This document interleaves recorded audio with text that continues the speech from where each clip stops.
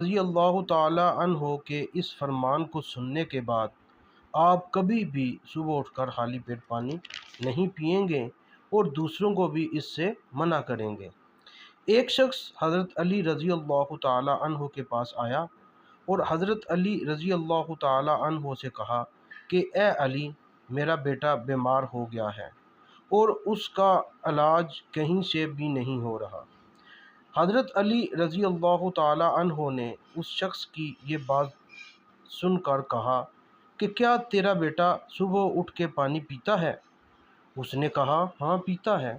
حضرت علی رضی اللہ تعالی عنہ نے فرمایا بس یہی وجہ ہے کیونکہ صبح اٹھ کر پانی پینا انسان کو ایسی مرض کے اندر مبتلا کر دیتا ہے، اس کا علاج اس دنیا میں نہیں۔